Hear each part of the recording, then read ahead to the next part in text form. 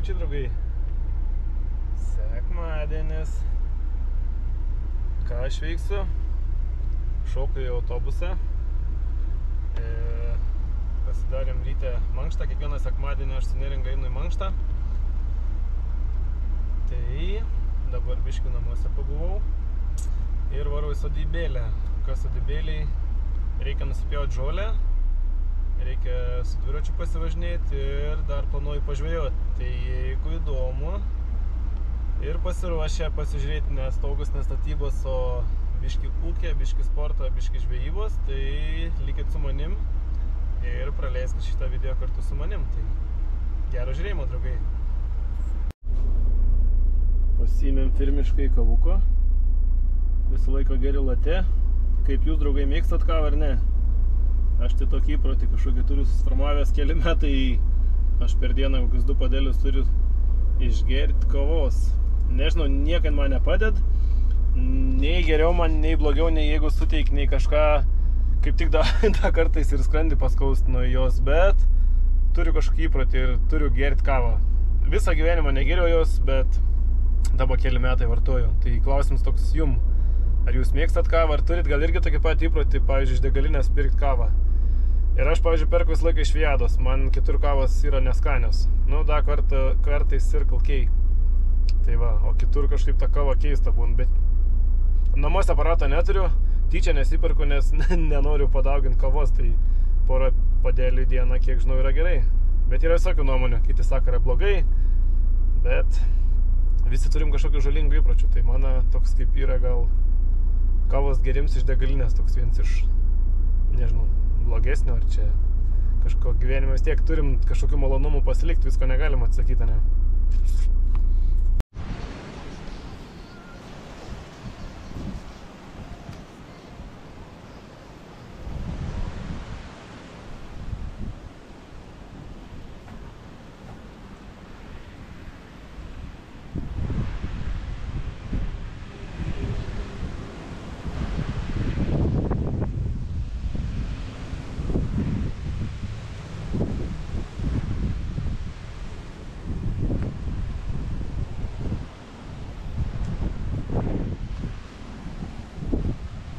Ką, va, noriu pristatyti savo dviratuką. Pirms mano rims dviratis. Karboninis kalnų dviratis. Tai dabar organizuoju. Čia pas mane yra kaip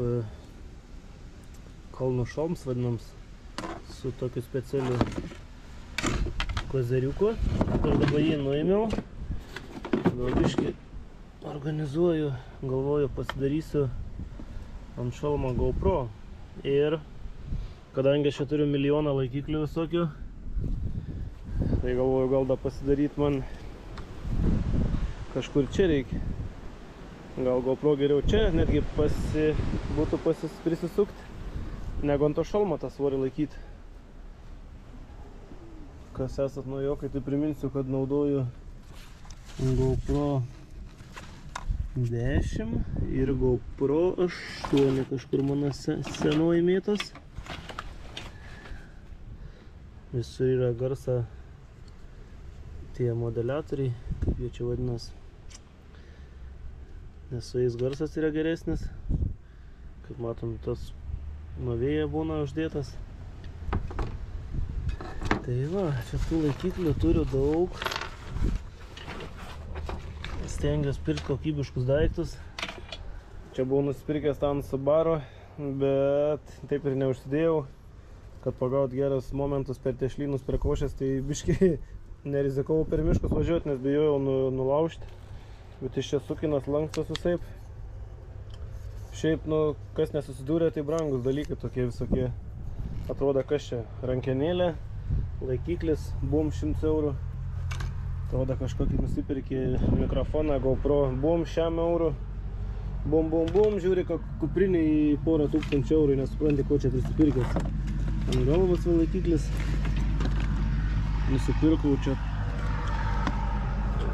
Vargšas visas apsibraižė. Nei vieną kartą nepanaudojau, nusipirkau originalą GoPro Nes yra ir už 5 eurus, ir už 50, tai kaip ir visų daiktų. Bet aš dabar tik tais pagalvojau, kad aš šį laikiau toj kupriniai, kad jis visas nusibraižė. Tai aš nežinau, kaip man filmuos per tokį nusibraižytą. Čia yra taip pat drono dar visokių pakrovėjų. Va, man ta kamera. 8 kamera. Iš karto bum paruoštą gali kišti ir mauti. Tai visokiem, va, kur negaila, aš jau 8 naudoju. Su 10 filmuoju jau vlogus, o su šitą stengiuosi jau dėti ją, pavyzdžiui, jeigu prie Subaru arba prie dviračio, kur negaila sudaužyti arba numesti arba ten įkošės ir taip toliau. Tai naudoju 8. Pasidarai, nes 4K nefilmuoju, su 10 gali 4K filmuoti, bet HD 1080 rezoliucija vadinama puikiai filmuoja, tai užtenka ir 8. Ir šiaip nežinau, da GoPro pirksiu, kadangi aišku turiu tam GoPro visokių priedų, bet su tom GoPro, su tom baterijom yra problema, dėl to voltą naudoju dabar, kur filmuoju. Tai va, gerai, neišsiplėsiu, ne visiems čia įdomu ta tema, bet yra kam ir įdomu, nes dažnai klaus Žilinai, su ko filmuoja ir taip toliau, tai trumpas toks info. Tai va, tai pradžią gal bandysiu minti, nežinau kaip jūs girdit, kaip jūs matot, bet vėjas tai kosminis yra. Su autobusu važiuoju, tai visą autobusą mėtė, belenkaip mėtą. Bet kokį ten 10-20 km prisiminti, tai prisiminsiu ir per vėją. Nenoriu apleisti, noriu reguliariai per savaitę porą kartų minti, tai minsiu bet kokiu atveju, kad ir koks oras bebūtų. Tai va. O po to reikės žolę nusipjauti. Kaip matom, turim kriaušę nugriuvusią, nebaigiau dar susitvarkyti, iš vėliavos nieko nebelika. O vėjas tai galit patys spręsti, koks vėjas. Nežinau, rodė tai iki 20 metrų per sekundę. Tai čia už namą ne taip jaučias, bet ten, kai išlendi, tai jaučias.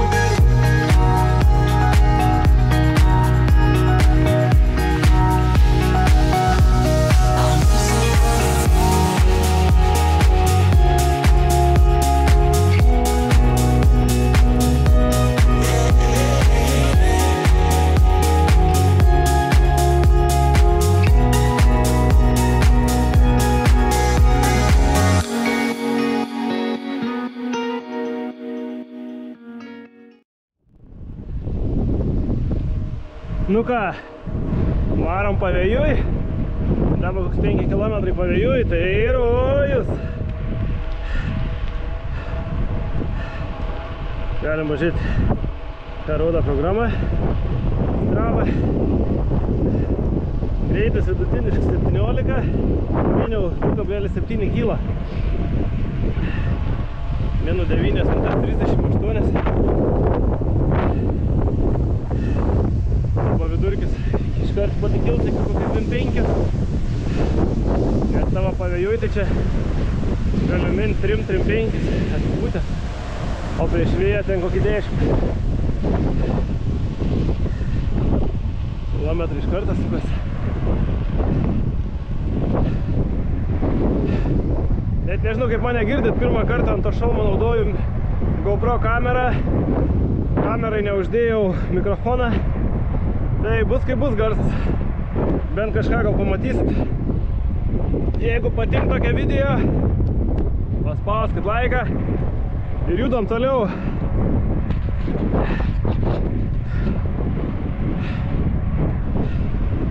Matom, vidurkis pakilo jau 18,3 ir vis kyla.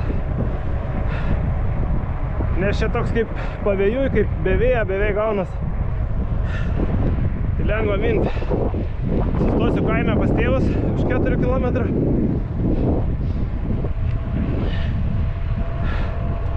Lietu čia gal negausim, nes matau, ten lietus lyna. Tik tais keista, kad nerodo per telefoną kažkodėl tai, ką jūs matot. Kaip prieš filmuojant rodo, paspaudžiu filmuoti ir neberodo, bet laiks tik eina. Gerai, kad jūsų nevargit, pafilmuosiu vėliau.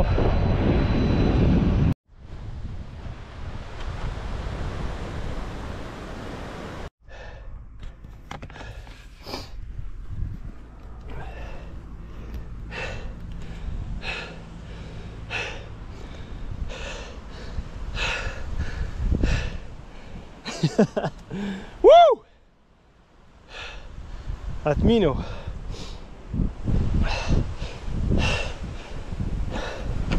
Ai, nerodo čia. 22 km per valandą 10. Pusę kelią, kai vėjas atmyniau. Vidurkis buvo 27, kažkas 25 km per valandą. O grįžau, tai buvo 15 km per valandą, rezume apie 19 vidurkis. Nežinau, nesu taip šiemet sunkiai mynęs. Žinojau, kad tai bus. Tik tais galvojau, gal minsiu mažiau, bet ai. Aš visą laiką galvoju, ai, paminsiu čia lengvai 10-15 kg. Gaunas laiko 30. Tik neįvertinu biškį oro sąlygų, bet nieka. Aš gal taip galvoju, kad čia save nugaliu ir taip, kaip čia paaiškinti, tobulėju. Aišku, būn kartais, kad persistengiu, po to galva plyšti taip toliau, bet jaučiuos gerai. Svarbiausia stovėti, biškį pajudėsim. Einu dabar pailsėsiu porą minučių ir eisiu žolę pjauti. Kam įdomu tokie video, kam nesunku, sakau, paspauskit laiką, pasubscribekit, pasiekit mane Facebook, Instagrame, TikTok'e, Žilvinas Stogai visur vadinuos. Ten storiukose keliu kasdien Žilvinas Stogai Facebook'e ir Žilvinas Mazaliauskas Facebook'e kasdien keliu savo storiukus, ką veikiam ir taip toliau. O aš ką ruošiu? GoPro, tai su šito va kamera nieko gerą nenufilmavau, kai myniau, nes iš karto nudusa. Nu, čia GoPro yra, kaip sakant, powerbanko neturėjau pasiėmęs, tai kaip į. Tai va, pafilmuosiu dar, su ko pjaunu, kaip pjaunu, ką pjaunu, kam įdomu. O kam neįdomu, tai ačiū vis tiek.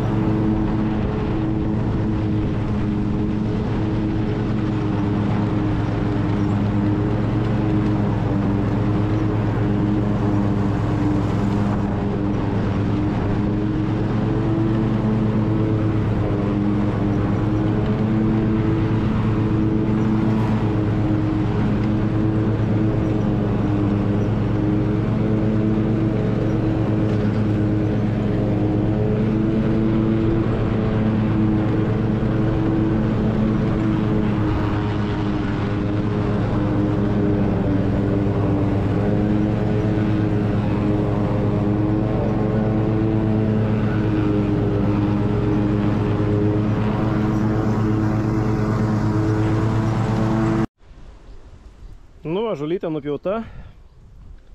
Žolė buvo labai didelė. Todėl, kaip matom, yra tokių plėmų žolės. Pas mane nėra surinktuvo.